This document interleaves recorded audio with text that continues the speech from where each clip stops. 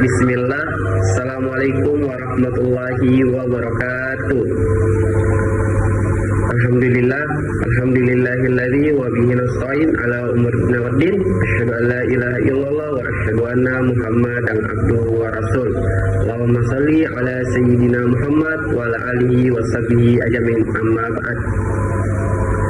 Perkenalkan, nama saya Muhammad Ikram Syahputra, kelas B24 dengan NIM 248010118. Izinkan saya mempresentasikan hasil PPT saya yang berjudul faktor-faktor yang mempengaruhi perkembangan. Langsung saja, pengertian perkembangan. Secara umum dapat diartikan bahwa perkembangan merupakan pola perubahan yang dimulai pada saat konsepsi atau pembuahan dan berlanjut di sepanjang rentang kehidupan. Kebanyakan perkembangan melibatkan pertumbuhan, meskipun perkembangan juga meliputi penurunan. Perkembangan adalah proses perubahan kualitatif yang berfungsi untuk mencapai penyempurnaan fungsi psikologis dalam menunjukkan cara peserta didik tersebut bertingkah laku dan berinteraksi dengan lingkungan.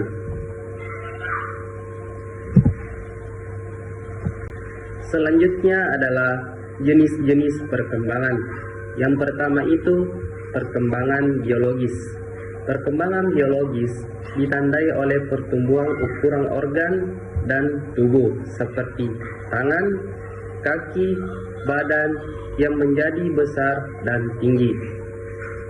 Proses ini dipengaruhi oleh kesehatan, gizi, dan nutrisi, serta berkaitan erat dengan perkembangan kognitif dan psikososial. Yang kedua itu perkembangan kognitif atau pikiran. Perkembangan kognitif adalah proses perubahan kemampuan berpikir, memahami, berbahasa, dan mengelola informasi sehingga individu mampu berpikir lebih logis sesuai tahap perkembangannya. Yang ketiga itu perkembangan sosial. Perkembangan sosial adalah proses perubahan dalam hubungan sosial, pengelolaan emosi, dan pembentukan kepribadian sehingga individu mampu menyesuaikan diri dengan lingkungan sosial. Selanjutnya adalah aspek-aspek perkembangan. Perkembangan fisik pada bayi pada 2 tahun pertama berlangsung pesat, ditandai dengan pertumbuhan tubuh, refleks bawaan, dan meningkatnya kemampuan bergerak sesuai usia. Perkembangan motorik meliputi yang pertama itu motorik kasar. Motorik kasar adalah kemampuan menggunakan otot-otot besar untuk melakukan gerakan tubuh seperti duduk, berjalan, berlari, dan melompat. Motorik halus. Motorik halus adalah kemampuan menggunakan otot-otot kecil dan koordinasi mata dengan tubuh untuk melakukan gerakan yang lebih terampil. Contohnya adalah menulis, menggunting, menggambar, dan menyusut balok. Kemampuan ini berkembang melalui latihan dan pengalaman belajar.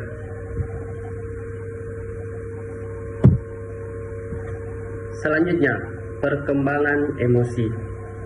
Perkembangan emosi adalah proses berkembangnya kemampuan seorang dalam keadaan merasakan, mengapresiasikan, dan mengendalikan perasaan. Emosi muncul karena adanya suatu kejadian yang memengaruhi sistem syaraf, sehingga menimbulkan perubahan pada tubuh seperti perubahan ekspresi wajah, jantung berdebar kencang, atau berkeringat.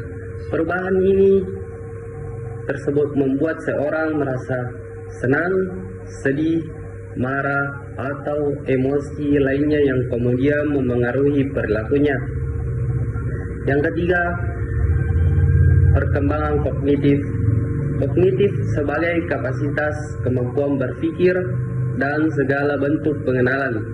Bila digunakan individu untuk melakukan interaksi dengan lingkungannya, dengan memfungsikan kognitif mengakibatkan individu memperoleh pengetahuan dan menggunakan sehingga muncul organisasi, yaitu kecenderungan untuk menghasilkan struktur kognitif yang kompleks, yakni sistem pengetahuan atau cara yang berpikir makin sempurna.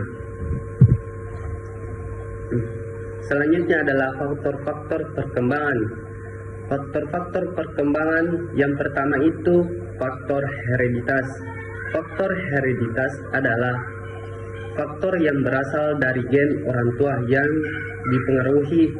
Contohnya yang pertama ciri fisik, bakat, kemampuan serta potensi perkembangan seseorang. Yang kedua adalah faktor lingkungan.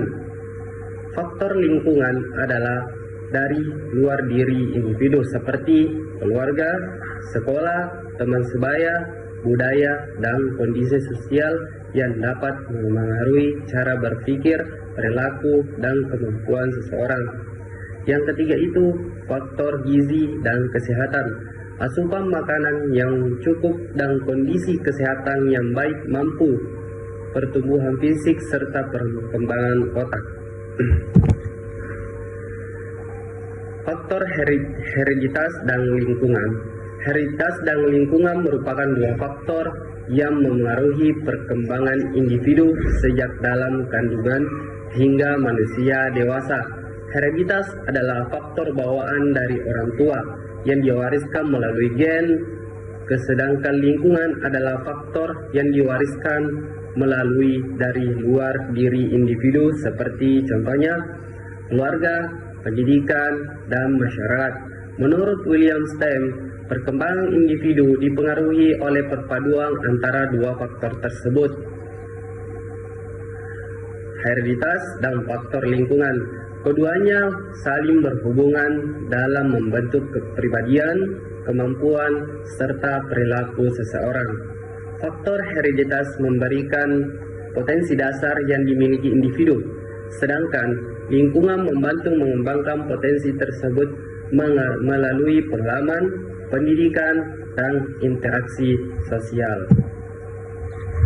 Jadi kesimpulannya adalah perkembangan adalah proses perubahan yang terjadi secara teratur, sistematis, dan terorganisir untuk mencapai tujuan tertentu.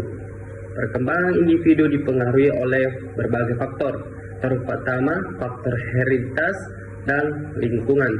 Hereditas memberikan potensi bawaan yang memengaruhi kondisi fisik dan sifat-sifat individu, sedangkan lingkungan seperti sekolah, keluarga, masyarakat berperan dalam membentuk nilai, sikap, pengetahuan, serta keterampilan seseorang. Kedua faktor tersebut tidak bisa dihilangkan. Faktor tersebut saling berhubungan dalam membentuk perkembangan individu secara keseluruhan. Mungkin sampai di sini hasil presentasi saya. Kurang dan lebihnya mohon dimaafkan, dan saya akhiri dengan ucapan Assalamualaikum warahmatullahi wabarakatuh.